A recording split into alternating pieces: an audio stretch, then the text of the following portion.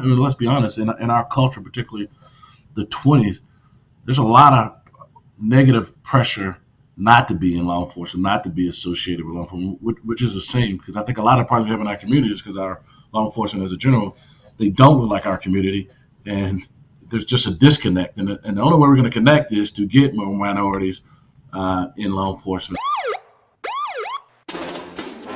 Brothers and sisters,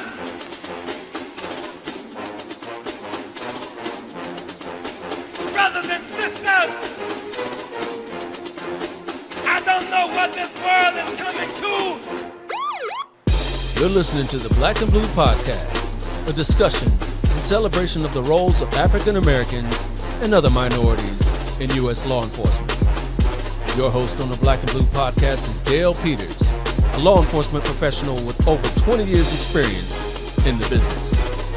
Hop on board this Black and Blue train of interviews, current events, and pop culture conversations. So get ready.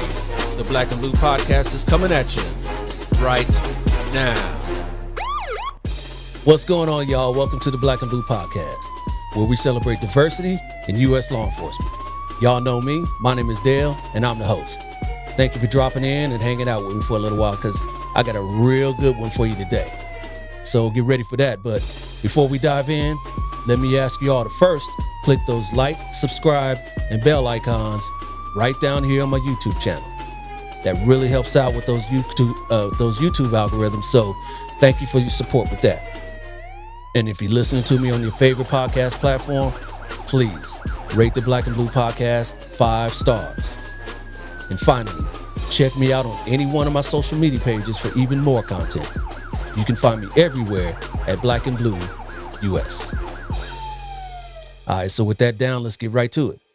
Now, today's guest heads one of the oldest and best kept secrets of federal law enforcement, and is here to tell us all about who they are and what they do. So everybody, let's give a big Black and Blue welcome to United States Postal Inspection Service Chief Gary Barksdale.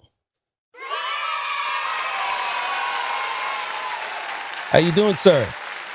I'm doing well, Dale. Thank you for having me on. Absolutely. Thank you. So how's your day shaping out today? It's busy, but it's good. It's good. All days are good, these times. Yes. Every day you wake up is a good day, right? Every day is a blessing as I see it. Absolutely. So like I mentioned there in the intro, that you are the Chief Postal Inspector with the United States Postal Inspection Service. Not too many people know about that, what that agency is and what they do and all that. First they hear Postal Inspection Service, they have law enforcement people. Yes. Yeah, so why don't you tell everybody a little bit about that real quick? Yeah, and that was a great intro, by the way, because that's one of the things we're very proud of is that we are the oldest federal law enforcement organization. We're approaching 250 years here real soon as a law enforcement organization. So something that we're very proud of in our organization. But you're right, a lot of people don't know at times we were thought of as the silent agency.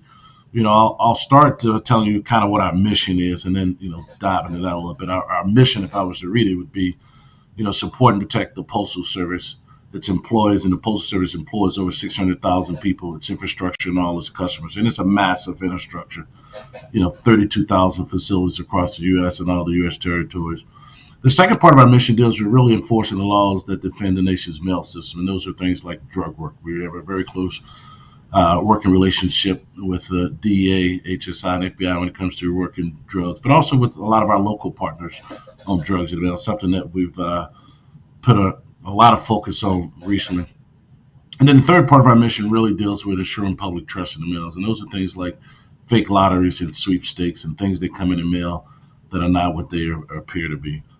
So that's kind of in general what our mission is. If I were to narrow down on our priorities, obviously workplace violence. Unfortunately, we've seen an increase in violence, particularly robberies of our letter carriers throughout the country. Mail theft has risen. I mentioned drugs. Ever since the fentanyl epidemic, and the surge kind of online marketplaces, we put a lot of work in drugs, and then always our bread and butter has always been mail for our cases. So that's kind of in a nutshell what we do as an organization, along with a number of other things, what we call white powder, the infrequent like mail bombs and things like that. So a lot of work actually. Yeah, yeah. For a time, I worked for IRSCI, and we worked closely with the postal inspectors a lot on the fraud cases and all that. So yeah, like I said, it's a best kept secret, but you guys do a lot of great work, and I appreciate what you guys do. Oh, thank you. Absolutely. So, how long have you been with the Postal Inspection Service? 23 years. I think my anniversary was this past March, marked 23 years for me with the Postal Inspection Service. All right. And did you start from the ground up, or how'd you get your start? I did. I started in law enforcement with the local PD in Chesapeake, Virginia. And I did that for about 7 years. And then I started applying to actually a multitude of federal agencies. And I didn't really know a lot at that time about postal inspectors, but as I was going through the application process, obviously I learned a little more. But I got hired. I was living in Chesapeake, Virginia, near Virginia Beach, and they moved me to Los Angeles. So my career actually started in LA, very close to where you are. Okay. Okay. So you know a little bit about LA. How long were you out here? I was there for about 5 to 6 years. It's where I was assigned to various teams from mail theft to the time we had a huge problem with credit card theft and identity theft. So did a lot of that work out there, and then some of the miscellaneous stuff. But I really enjoyed my time in LA. It was actually one of my favorite places to work in the entire country. If it wasn't for the traffic and cost of living, man, it's a great place. Yeah. Well, you work in DC now, right? I do. I'm at our headquarters, obviously, in downtown Washington D.C. Okay. And I've had a couple stops in between. Trying to get to the chief. Working for a federal organization. Some people view it as good, some as bad. But mobility plays a role in your career, and I've moved several times with the government. I've lived in Phoenix for a short stint, Houston, and this is actually my second in Washington D.C. Okay. And are you a family man? I am married, 2 kids. Both are by age they're adults. I guess my daughter's 20 and my son's 25. So almost an empty nester. My daughter actually is completing her bachelor's. She's still at home due to COVID, but other than that, everything's good. Great family. Very proud of the accomplishments for my kids and my wife.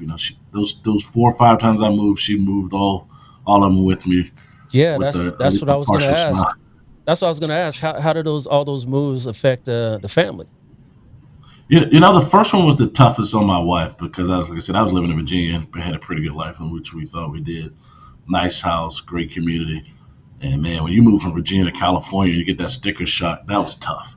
But after that, I think the family enjoyed our moves, and I got some advice from a senior inspector when I first got to LA. Put your family in a nice community, and you will be okay. And I did. I actually lived in Rancho Cucamonga, and so I had quite a hump. I worked downtown LA, so I had quite a hump. But the family was in a nice community. The community has grown since I went back a couple of years ago. I was amazed at how much the Rancho area has grown. Yeah, yeah, it has. I'm close to that area, and it has grown. This whole Inland Empire has grown, as we Yeah, call it, the 909. Just we are for the audience that doesn't know, the Inland Empire is usually about in San Bernardino County, Riverside County, about 30-45 minutes east of Los Angeles, headed towards the Arizona border and all that. So yeah. All right. And so you rise through the Postal Inspection Service. What was that like for you? What sort of assignments did you do and all that? yeah. Like when I was in LA, I worked a variety of almost all the assignments, and then my first stint in headquarters, I believe, was probably 2004ish time frame.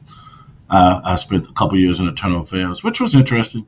A lot of people think of internal affairs as only out to get you, and there were some good cases whether it was a shooting and we were able to clear an agent, or allegation that wasn't true, we were able to clear agent. So really enjoyed, learned a lot. You learn about policy and conduct and behavior, and basically, without even knowing it at the time, when you work in internal affairs, you actually shape your leadership style. Because I was a field guy, thought of myself as a field guy, and the particulars of headquarters from a policy perspective, from crossing every I, I mean, from crossing every T, dotting every I, you really learn the importance of those things when you work in compliance or in a group like our internal affairs group. Yeah. But from there, I went to I think my first manager position was I was like an ASAC in Phoenix, and then my first executive role was in Houston, and then I was able to get back to Washington D.C., which is all extensive purposes is home for me. Yeah, yeah, absolutely. And going back to the Postal Inspection Service's mission, um, you have a real unique mission because every other agency really doesn't have a revenue generating component, dealing with the civilian component, all that sort of stuff. How's that relationship between the civilian side, the actual I don't know what you guys call it, the postal side, as opposed to your Yeah, mission? yeah. At times it's very good. Particularly the things we do for them, in addition to, protecting our letter carriers, protecting our facilities, protecting our infrastructure, whether it's physical infrastructure or cybersecurity um, type work. We also support them very heavily in national disasters. For instance, we come in doing hurricanes and floods. And out in California, I'm sure you're very familiar with wildfires, whether it's assessing a facility or closing a facility. So those type things, very very good. But when you're attached to a business, you know everything's attached to return on investment, and so there are times there are challenges there. But our new postmaster general Louis DeJoy is very good. He's a business guy. He's very reasonable. So right now things are really good. Yeah, so he would be like into say like the Treasury Secretary. He'd be the Yes, overall head. exactly. Yeah, yeah, okay, yeah. So it's important that people realize, and it's like that in every level of law enforcement. Even the local PDs. You've got your mayors and your city council that you got to contend Right, with as right. well. So it's like that at every level. Yeah, yep, Yeah. And I guess the good news, particularly right now with Lewis at the helm, is that we're one of the few federal law enforcement agencies that's not appropriate. Our salaries and our line budget, our operation budget, our capital budget, all is paid from revenue from the Postal Service, which can be good and bad, obviously. But I don't have to go to Congress and beg for money to do things to buy equipment. It's a matter of convincing my boss in the Capital Investment Committee. So it right, feels a little different than most law enforcement organizations because, as a law enforcement guy, you're not used to making a business case. But I've right. been able to do it and fare very well. Yeah, yeah. All right, yeah, yeah. Sticking on that subject, about your budget being from the revenue of the postal service. How does 2022, and everything, in this new millennium that we're in, kind of affect the postal service? With you've got your competitors and FedEx and UPS and Amazon and all that, and the internet in general. How does Yeah. that affect the revenues of the postal service and thereby you guys' salaries? Well, thank God it doesn't affect our salaries, but inspectors by statutory, by lawsuit, have pay comparability. So my postal inspectors will always be paid at the rate that other federal agents are paid. However, it does affect the bottom line of our budget, but the Postal Service is growing, and I think it's certainly brighter times in the future for the Postal Service. The Postal Service is embracing the package business. A lot of people thought the internet would be the end of the Postal Service. It turns out it's going to be the new beginning for the Postal Service because of the package business, and there are many plans. The Postal Service calls it Delivering for America plan, which is a very long plan, but it's really designed to put the Postal Service on a secure financial footing. Yeah. Yep. And earlier you mentioned, you worked for IA for the internal affairs component, but that was strictly for the Postal Inspection Service. Do you do investigations on internal postal employees as well, or how does that work? No, it's funny you asked that, and a lot of people get us confused. So we're the Postal Inspection Service, but the Postal Service also has a Postal Service Office of Inspector General, and it hadn't always been like that. When I was in Internal Affairs, is probably when the real transition occurred, which would have been approximately 2007, where the Postal Service OIG they now investigate all what we call internal cases. So employee theft, employee misconduct are all investigated by the Postal OIG, and everything external, with the exception of the Postal Inspection Service, we do all assaults, all workplace violence incidents. Gotcha, gotcha. And that's another thing that's unique about the postal inspectors, that is that most federal agencies won't handle things like assaults and robberies and, Yeah, and burglaries and things of that nature. So you get a lot of police work as well as your high level federal cases too.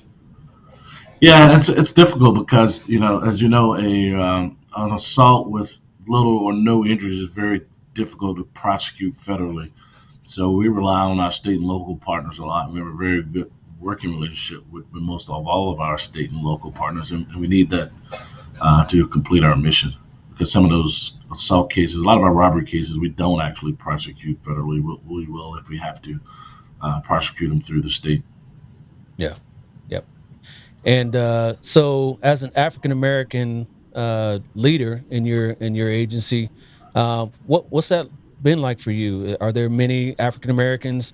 I will say my experience of I interviewed. I'm sure you know one of your inspectors last year on a show that I did, and I've found that there's a pretty high contingent of African Americans and minorities in the Postal Inspection Service. What's your feeling on that? Yeah, I mean, it depends on how you look at it. It's one of those things: glass half full or half empty. Certainly, comparatively to other law enforcement organizations, our ratio of African Americans, minority, or women is probably right on line or better than most. Uh, but I'm still not sure, still not satisfied that we still reflect the communities we serve. So I think there's still work to be done. And how would you kind of increase those numbers? It's tough now because one of my challenges is recruitment, and so we're working through it. We have a new initiative. We call it 3 R's: recruitment, relocation, and retention, and I've assigned an executive to oversee it. We've just closed our hiring portal. We revamped that process to be a more thorough process to help us get through the applicants quickly. And then we put a lot of effort on where we're recruiting. In the past, we primarily relied on word of mouth, and we don't have the name recognition of some of the other 3-letter federal agencies. So that just wasn't cutting it. So, we're doing more career fairs, getting to some HBCUs, connecting to some other organizations. One of the ideas we have is to go to the Greek community and ask for their best. So a lot of things in the works, but we recognize there's more work to be done to maintain a diverse workforce. Yeah. And what about women in the workforce as postal inspectors? Yeah, women are always a challenge. Again, comparatively, we're doing very well. When I say go to the Greeks, but we talk about the Soros too. We certainly want to increase our female population. I think the biggest challenge with females, not necessarily in the general population, and when I'm talking about the inspection service, I just want to be clear. I'm talking about more than just postal inspectors. We have a really awesome support team and an incredible forensic lab in Dulles, Virginia. We have general analysts. We have what we call our STSs, our tech guys that can do the undercover cameras, physical security specialists. A lot of jobs. So I'm talking about in general. Um, so from a female perspective, we look pretty good. The challenge is females in leadership. And part of that Yes. challenge is mobility, right? We're a federal organization. I've moved 4 or 5 times. And sometimes that can be tough on some of our females. It's tough on some of our males now because the newer recruits we're hiring are not as excited about moving them. I mean, people want what they want and they want to be where they want to be. Yep. Yeah. Yeah. That's a tough road to go down because in general in law enforcement, it seems like the newer generation of recruits don't have the same sensibilities that you and I did, and so you got to kind of cater to that a little bit. And so how does that Yeah, work and that, when you guys get hired? Are you told you're going to be at a certain duty station? Say like if you're applying here in LA and you got to move to Alaska, how's that work? yeah, that's changed, and we continually change it based on the need. 23 years ago, when I got hired, you signed up basically saying I go anywhere in the U.S., which includes the U.S. territories of Guam and Puerto Rico and the Virgin Islands, and that worked for a while, and I think it was a good policy. But now our current policy, generally when we make you the offer, we tell you where you're going, and that's a recent change. As I said, we just closed our hiring portal, but the prior portal, we allowed you to pick 3 locations, and we tried to accommodate you. But it just became just a massive headache. So now we're requiring people to be willing to go anywhere. We still will try to accommodate you, but the need of the organization, we have to put that first. There are some locations we're struggling to get people. Los Angeles is one. New York, the Really? larger cities. Yeah, the larger cities with very high cost of living, and coupled with the fact there are other high-paying jobs in LA. We want to put an inspector in Alabama. He's going to be very highly paid to live in this state. Um, but that same salary is not as great in Los Angeles. Is there any sort of because like I said, when I worked for IRSCI, there was locality bumps for for Yeah, living in LA as opposed to in Alabama. we do have the locality pay, and obviously L.A., Chicago, and New York. They're at the highest locality pay, and I think that what helped us prior to today's time. But even now, we're seeing it's still a struggle in some of our major cities. So Yeah. we have some initiatives. We're trying to recruit locally. We're trying to grab some of the local PD guys and specific focus on military guys who, in general, the military population are more willing to move or to be relocated because they've done it with the military. Yeah, absolutely. So speaking of recruitment, what does it take to be a postal inspector? Yeah, so we actually, I feel like we keep changing everything, but we have to evolve as an organization. Up until this last portal open, we didn't have a physical fitness test, so we're very excited about our physical fitness test. So we have a light physical fitness test. I think it comprises of a couple of exercises, a mile and a half, some sit-ups, some push-ups. That's all. So nothing heavy. Outside of that, we do give preference to certain experience level. Obviously, military, looking for accountants, cyber experience, and law enforcement experience in general. And I believe accounting um, have to be 21 U.S. citizen, all the normal stuff. And we still currently have a 4-year degree requirement. Yeah, that's what I was going to ask. Is it in a certain discipline that you need a 4-year degree, or just any 4-year degree? No, currently, right now, any 4-year degree from an accredited college. And we do that because we have such a diverse uh, scope of things we look at. A couple of years ago, or not a couple of years, ever since the anthrax mailing, we said, why do we need scientists? Yeah. Why do we need people with a biology degree? But our dangerous mail investigative program that looks at our white powders, we really rely on that discipline. So we're just all over the place. A couple of years ago, we didn't put a lot of focus on cyber investigations. Now, cyber is really big for us. Obviously, the Postal Service is one of the largest IT networks in the world, so cyber is very important to us. And we all know with cyber, it's not a matter of if, it's a matter of when your Yep. organization will be attacked by cyber criminals. Yeah, yeah. And talking about all the different assignments that you guys can do. I know, remember back when the Unabomber was out, so you deal with Yeah, explosives in the mail. I mean, what sort of different assignments are there in inspection service? yeah. So obviously, our bread and butters always will be mail theft, our workplace violence stuff, which is our robberies and our burglars. But you're right, we have a number of other assignments that are more specific. The bomb guys, we call them our dangerous mail investigations, the acronym DMI. We send them actually to ATF, helps us facilitate their training in reference to bomb detection and recognition. And then they also get a lot of training dealing with white powders. As I mentioned, ever since anthrax, they have special equipment to be able to go in and test the atmosphere, test the substance, whether it's a liquid or powder, and try to determine whether it's harmful or not. Cyber investigation, as I mentioned, is new for us and is really big for us. So that's something that's new as well. And then there's also like a new discipline that's growing out there, and that's online or dark web investigations. With the advancements of the internet, when I first became an inspector working in LA, almost all of our cases were domestic, meaning your victim lived in the U.S. and your target lived in the U.S. That's not the case now with only, in particular, drug investigations. We have people sending drugs all over the world.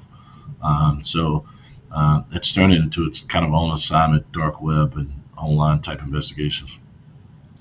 Yeah, how would those investigations work if your target or your subject is in another country?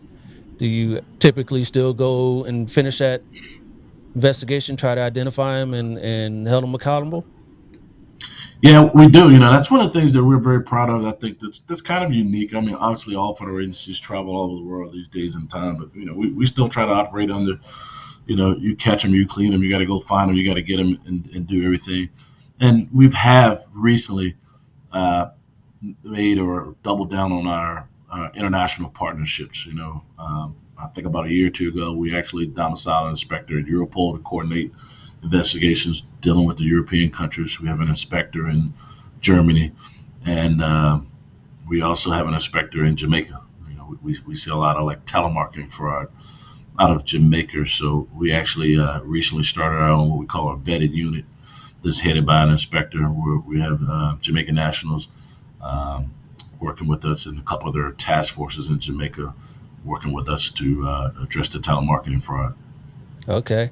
And how about an inspector in Nigeria for those Nigerian kings and princes that that send me those mailers about winning $1 million or whatever, if only they can get my bank account information. Yeah, one of my mentors, Dr. Gregory Campbell, who's a retired inspector, he actually, at one point, we did have someone in Nigeria, and I think Secret Service did too. So we have worked in that space. We continue to work in that space. However, we currently don't have an inspector assigned to Germany. Okay. I mean, Yeah. I'm sorry, Yeah. to Nigeria, but we still see it. There's just so many other scams out there, Oh particularly yeah. romance scams. We still see them all over the place, and I'm always amazed at the people that fall for them. Some of these are very, I mean, I'm talking doctors and lawyers are falling for some of Yeah. these scams. Some are out of desperation, particularly with some of the romance scams. People are just desperate to meet someone and they just continue to fall for these scams. Yeah. Yeah, that's terrible. That's terrible. And speaking Yeah. of romance, not a romance scam, but romance, how long have you been married? I've been, man, hope my wife don't listen to this podcast. I've been married, I believe, going on 30 years. I know my son's Nice. 25, so about 4 years before that. So I'm Yeah. approaching 30 years. Congratulations. Congratulations. So, do any of your We children? might have to edit that. We might have to edit that out so I can get it exactly right. Right, right. Yeah. It's just us, Chief. Just us. Don't worry about it. What about your kids? Any of them want to follow in dad's footsteps? My daughter's about to get her bachelor's soon in psychology. I'm not sure what she wants to do. She's an excellent student. She's graduated high school early. She's plowing through college. My fear is she's going to be a career student. My son was in the Army Reserve as an MP, uh, and I would like him to get in law enforcement. But at age 24, 25, at some time he expresses interest, and sometimes not. I mean, let's be honest. In our culture, particularly the 20s, there's a lot of negative pressure not to be in law enforcement, not to be Yep. associated with law enforcement, which is a shame because I think a lot of problems we have in our communities because our law enforcement as a general, they don't look like our community, and there's just a disconnect. And the only way we're going to connect is to get more minorities in law enforcement. So it's something that we're working through. Yet to be seen whether you're actually going to start applying to law enforcement Yeah. jobs. The other very interesting thing about what we have now is I think right now we have a record number, particularly African Americans, that are leading police departments. You look at Yep. David Brown of Chicago, a good friend of mine. Washington D.C. has an African American. I mean, almost all the major cities. So it's almost on one hand we have made tremendous advancements in leadership roles. But if you look through the rank and files, there's still not enough. Right. Right. Yep. And we still got a lot of work to do on that. A lot of work to do on that with the recruitment and changing the perception of law enforcement. Yeah. Now, do you find though, as a federal agency and all the other federal agencies, that maybe you have a leg up as opposed to the municipal agencies? Because let's face it, the municipal agencies are the ones that are in the social media in these incidents, and not so much with the federal side. Yeah, I don't know if I'd call it a leg up. We certainly have the advantage. When you look and certainly local police have day-to-day interaction with people every Yep. single day. Like every single day, a police officer is writing speeding tickets is pulling someone over. So one, they just have so many encounters with the community. Two is a lot of those encounters.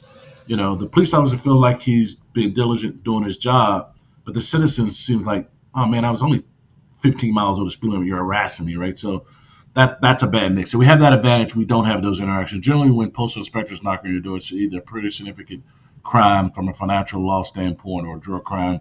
You just received a kilo of cocaine at your house. So it's pretty serious. So it's understood that we're there to arrest you and why, and it's not one of those. Oh, this is petty. If you look at some of the instances that went bad with law enforcement, I remember the case in New York. I think it was over cigarettes, right? So we do have that advantage. Yep. Yep. But then again, your agency does kind of deal with the general public more so than any other federal agency in that you have the postal side, right? Yeah, on the postal side for sure, particularly with workplace violence. carriers on. People don't realize this. If you think of the worst street in America, there's likely a letter carrier delivers down that street every day. So on one hand, I'm Yep. amazed that we don't have more sense than we do, but we do take them very seriously and try to aggressively investigate and prosecute offenders that would assault or rob a letter carrier. So we do have that interaction. The good news is, Yeah. I think the community respects the letter carrier, like the community Yeah. supports the letter carrier. So Yep. that helps certainly. Now, do you find that we were talking earlier about the advent of the internet, and so nowadays a lot of the EDT and all those sort of things, food stamps, all that is electronic. They get a card and all that's direct deposit and all that. So it's not necessarily through the mail anymore, meaning the letter carrier is not carrying that stuff anymore. So are they still being assaulted because they're not really carrying those things anymore? Those Yeah, checks? well, we have a couple. Yeah, well, one, we call them the EIP checks, economic impact payment checks, administered by the government. A lot of those were originally checks, and then eventually moved to more online. So we certainly saw an increase in carrier robberies when the EIP checks was in the mail stream. But what's in the mail stream now? Sometimes some very valuable packages. Yeah. Your Amazon deliveries and things like that, and particularly in LA and California, we're seeing a series of vehicles being broken into, primarily on the West Coast, but certainly a concerning trend. So we have some things in the works. The vehicle fleet is very old. But I don't know if you've seen it or not, but the Postal Service is committed to replacing its vehicle fleet. So those things will help, but they take time for us to get there. Yep. Yep. And your relationship between your competitors. We were talking about Amazon and FedEx and UPS. I've noticed that when I put an Amazon order in, that sometimes it's the postal service that delivers it.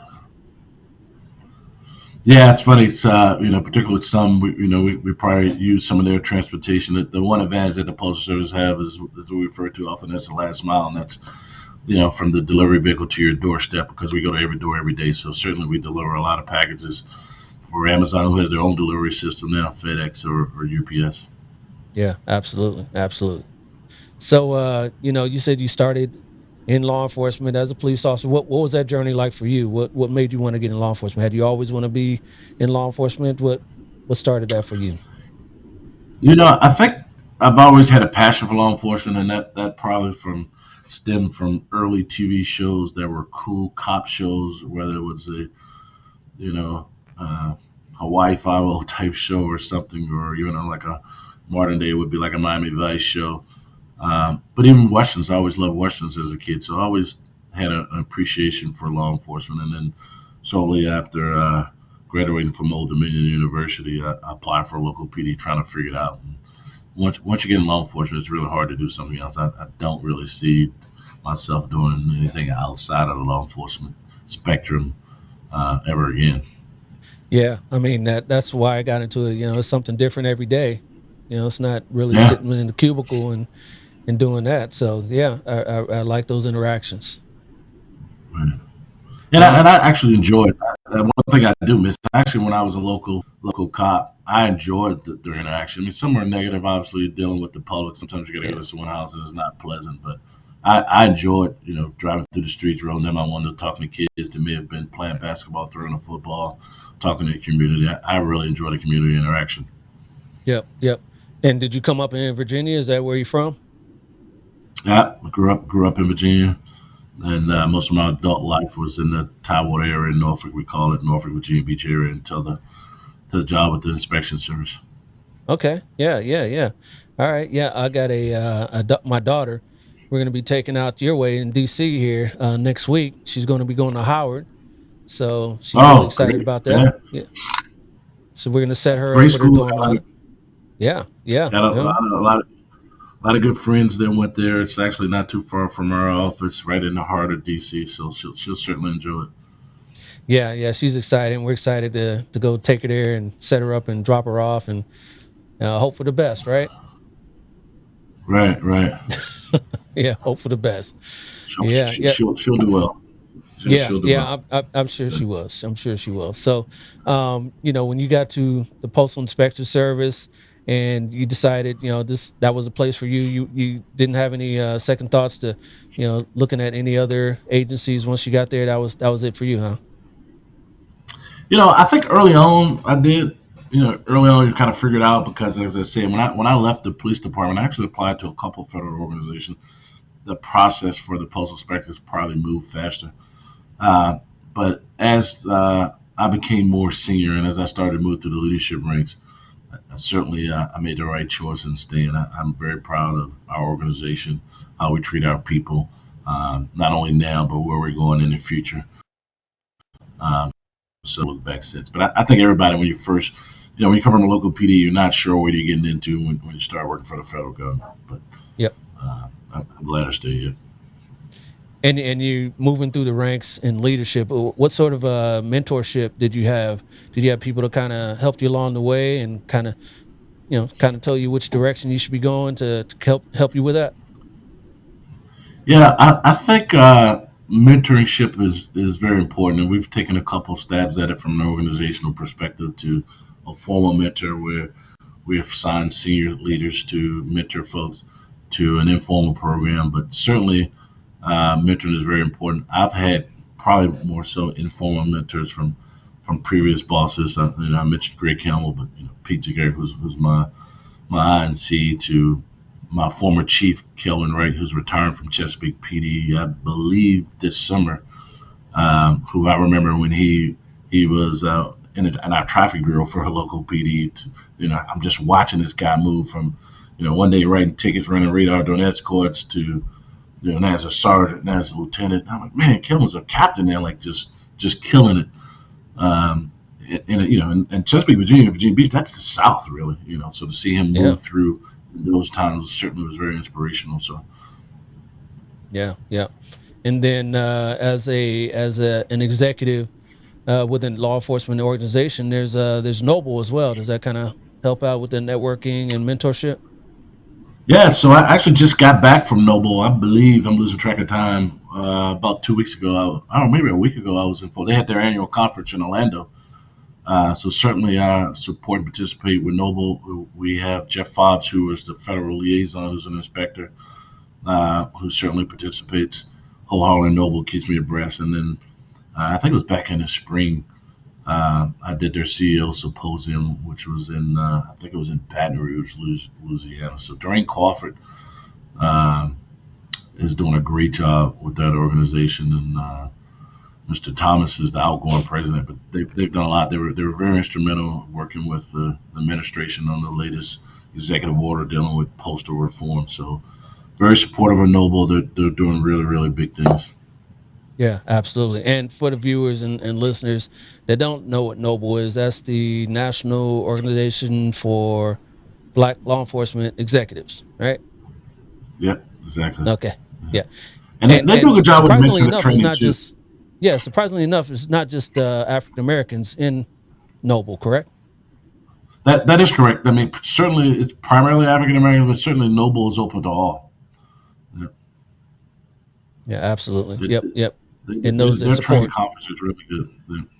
Yeah. And Noble embraces what we have to do, particularly as African Americans or any minorities, particularly with women.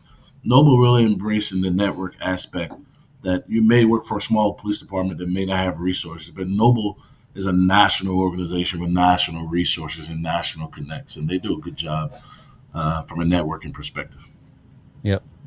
And then, so from a networking perspective, and we're talking about, hopefully bringing more minorities into leadership positions in your organization. How do we do that? How do you think that you can promote more African Americans, more Latinos, more LGBTQ people in the positions of leadership? Yeah, the key to promoting or the key to advancement of any minority group in leadership really starts at the ground level because if you don't have a diverse pool to select from, even when I want to make selections, it's very difficult. So Yes. we really have to focus on getting our workforce to be diverse, and then I think that will go a long way in taking care of itself. The second piece, once you have a diverse workforce, is to make sure everybody has equal training opportunities, equal mentoring opportunities. We place a lot of emphasis on our organization and detail opportunities. How do we make sure that our when we detail someone into a higher level assignment, that those decisions are very transparent and everyone has the same opportunity to be detailed into a higher level position. Yep. Agreed. Agreed. So what sort of challenges do you see for the inspection service in the future? The challenges we've kind of talked about, and that's that recruitment and retention. That we've talked about recruitment. I won't beat that to death, but we're starting to see on retention. When I got hired, generally when you went to an organization, you stayed, you made a career, you stayed 20 years. We actually, what comes around goes around. We actually hire a lot of folks from Secret Service, DA, other federal law enforcement organizations. We call it our 1811 program, where they're not required to attend a full academy with us if they've attended an academy from another federal civilian law enforcement organization. But the organization becomes a revolving door for a lot. We see people coming and going. A lot of it's driven by location. If we're unable to move someone with our current relocation policy, they don't think twice about, all right, I'll just go to another organization and go. So the recruitment and retention is really one of the biggest challenges for us going forward. Yeah, yeah, I could definitely see that as well. Definitely. So, talking about your career real quick, to get our viewers and listeners more feel of what the inspection service does. Talk about an investigation that you've handled in the past when you were a line level inspector. The kind of interesting case to give a feel of what the inspection service does. Yeah, well, first, unfortunately, it's been a long time since I worked the case. I keep saying I'm going to go out and be on these cases because I was internal affairs in one of these leadership positions. But some of the cases that I'm most proud of, you were talking about Nigeria, and certainly I actually have Nigerian friends, so certainly I'm not picking on Nigerians. But at one point, I was on a special team that really worked at some issues we were having with credit card and identity theft. So some of those cases were really big cases that victims were all over the U.S. and some international victims. So we do a lot of that. And you mentioned with some of the sweepstakes fraud and scams, some of the cases we work, our elderly had given their entire life savings to a fraudster. Yeah. And we see that a lot. And we actually have a program there. We actually try to two things. One is we try to get the money back. We try to intercept. We do some interdictions, trying to intercept the money to get it back to the victim. But more importantly, we have what we call victim service coordinators now, where we really try, because a lot of them are re-victimized, and like we go, Mrs. Jones, this was a fraud, don't send your money. We tell our caretaker, they say, all right, we got it. A couple weeks later, we see Mrs. Jones in the post office again trying to mail money orders or some kind of debit card to a fraudster. So we've determined that a lot of these people, they need additional help that law enforcement can't get them. So we have victim service coordinators to try to work with the community from a preventive perspective to give them some help. Yeah, and those are real sad cases because they prey on those elderly people and they Yeah, tell them yeah, all sorts of stories that their grandson is in jail and they yeah, need bail or and then just send them Apple gift cards to yep, get them out of jail. It's like yeah, but they yeah. unfortunately they fall That, for that that. happened to me. My mother, who's 86, received a call saying, "Hey, your grandson's in jail. He can't make a call. You have to wire some money right away to get him out." And it was disturbing. It's in the middle of the night. She wakes up and she ended up calling me. At the time, my son was on military leave. I was like, no, I'm pretty sure he's out in the woods camping out. And we were good.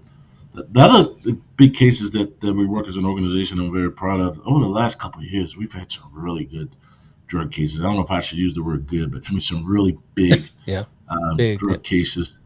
We're seeing kilos after kilo of cocaine coming out of Puerto Rico, and as we speak today, we have we call jump teams down on the southwest border, working meth and fentanyl cases coming across the border and then been placed into the mail stream. So people are surprised at the amount of drugs we seize on a yearly basis. I mean, it's just mind-boggling that there are many drugs. On average, we make about 2,000 drug arrests, well over 120,000 pounds of drugs. And last year, we actually seized close to $40 million in drug proceeds. So Wow. big program enforcement, yeah. Yeah, earlier you were mentioning white powder, and fentanyl's a big and dangerous thing that's going on around nowadays. How do you guys handle that? I know that us on the PD side, when we suspect it's fentanyl, we don't do anything anymore. We used to test and do all that stuff. No, none of that anymore because fentanyl's so dangerous. Yeah, so we've worked with our forensic lab, and I'm very proud of the folks. We got some really smart people in our forensic lab to come up with fentanyl handling protocols. We also have invested in some technology we call TrueNarc that helps a little bit. It's less handling to be able to test. You actually, in most cases, don't have to completely take a substance out of the wrapping material. And then in our opening rooms, we're actually investing in some fume hoods, basically to kind of suck up the air so you're less likely to be exposed from fentanyl powder. Yeah, yep. Those are things that need to be done because even a gram or even less of that Yeah, can yep and of course can be put a we hurting on you. all yeah, all of our drug teams carry Narcan as well, but hopefully we never have Yeah, to use it. I think yeah, we've used it once or twice, not on an agent, but on someone at a house or something, but or a postal employee who just happened to be in the facility. But certainly we yeah. have Narcan available for everyone. Yep, we carry it for on my department as well. We carry it, and not only for ourselves, but we're using Narcan Yeah, on the people out there. At least once a shift. It's an epidemic out here in Cali, so yeah, it's terrible. It's terrible, and we need to get a handle on that. yeah. Yep. So where do you see yourself in the next 5 years? 5 years from now? 5 years, I really see myself winding down. I've been the chief for 3 years. Certainly, I have two more to go in me, and then those last three in that 5 year span certainly will look to do something different. I've had a tremendous career. I wouldn't change very much of anything as I look back. But everybody has a lifespan and a life cycle, Yep. no matter what you're doing. And certainly, we have some very dedicated people that can step in my role, which is the good news. And certainly, I'm going to give them that opportunity. And that 3 to 5 year window is probably where I'm looking at. 15, man, I hope I'm not doing anything in 15, but on a golf course. That's 15 is out. There's that gap between 5 and maybe 10 that I will likely work after I retire. But 15, I'm probably done. Hopefully, Done, done, done, huh? yeah. 15 from there, it'd be nice to just be done. Yeah, yeah, I got you on that. Now, I know in federal law enforcement, at least in the criminal investigator series, that 57 is the age maximum. That's typically when they kick you out. Is that the same for the for leadership? Are you under the 57 rule, or do they give exemptions for leadership? Yeah, you're right. For everybody, with the exception of me as the agency head, I'm exempt. But for everybody else in our organization, it's 57. And we have the ability to extend a couple years. And due to COVID, we actually shut our training academy down, so we weren't running basic training classes. We actually last year and the year before, we actually extended quite a few folks, give them a 2 year extension to allow them to work beyond the age of 57. But with the exception of me, everybody else, the mandatory retirement age is 57, which I'm really surprised that there hasn't been legislation or some kind of congressional look into that. But with the lifespan and cost of living, I'm really surprised that it's still at 57. Yeah, yep.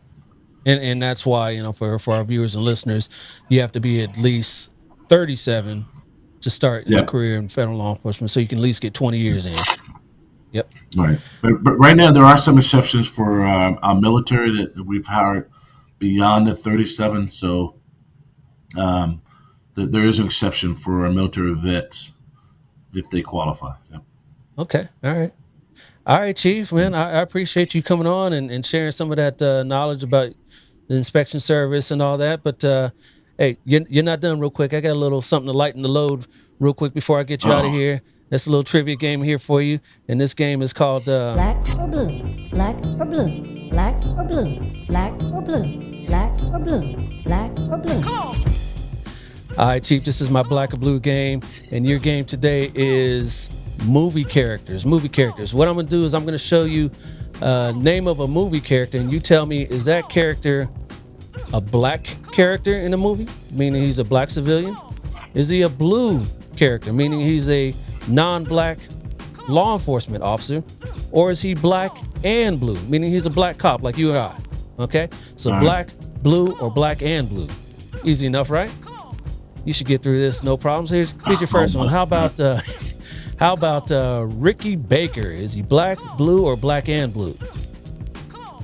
Ricky Baker. Wait, sir, I'm guessing he's black. I don't think he's blue, so I'm just going to go black. He is black. Remember Ricky from Boys in the Hood? Yep. There you go. All right. Off to a good start there. How about your next one? How about Martin Riggs? Black, blue, or black and blue? Black and blue. That would be incorrect. That would be No. Martin Riggs from Lethal Weapon. Remember Mel Gibson there? Yeah. Martin Riggs. Yeah. You know, I gotta move my photo, but you know what? When you said Martin, I'm thinking like I can't get Martin Lawrence out of my head. I'm thinking like what's the movie Marlon and Will Smith? Totally missed that one.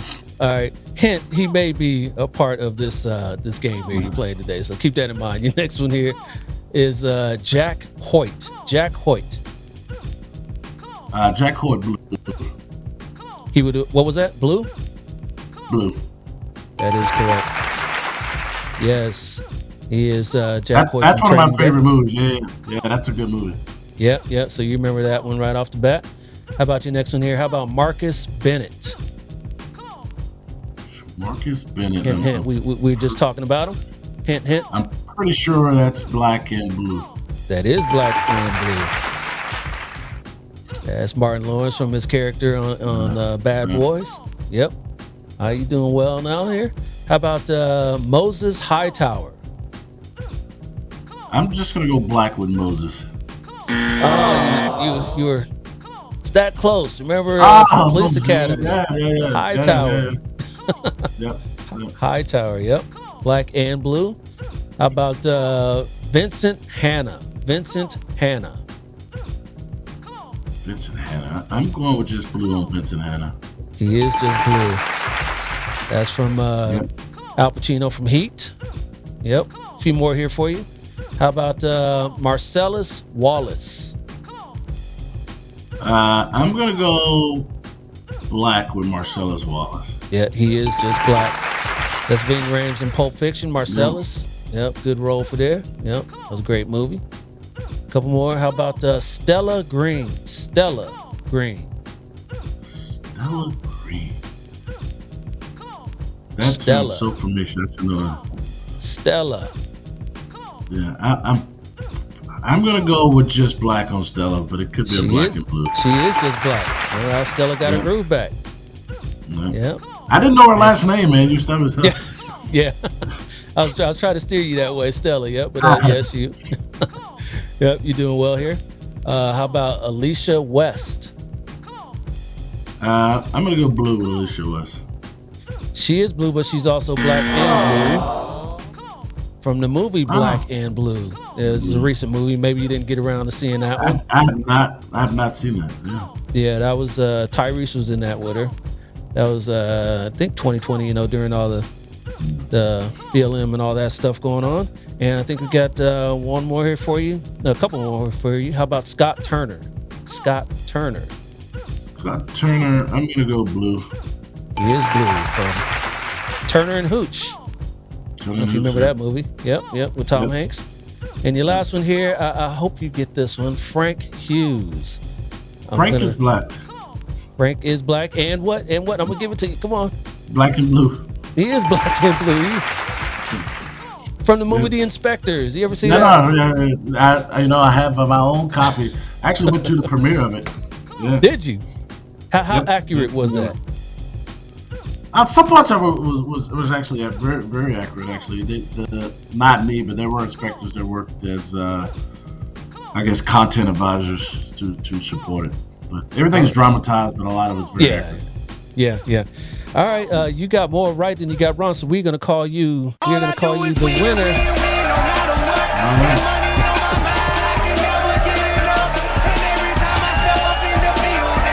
Everybody's hands go up.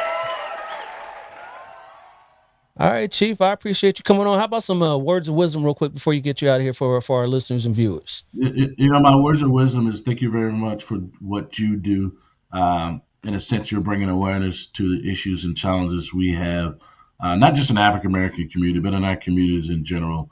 And I think what you're doing will go a long way to promote what we're doing in a positive way. So I appreciate everything that you do. Continue to do what you do. And hey, when you're in DC, make sure you look me up, man. Maybe we can catch lunch. I know you'll have a lot to do to get your daughter settled at Howard. Yeah. Make sure to look me up.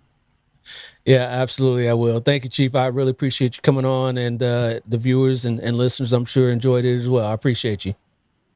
All right. Take care, my friend. Thank you, sir. Take care. Yes, indeed, fam. Another great interview with another great law enforcement leader.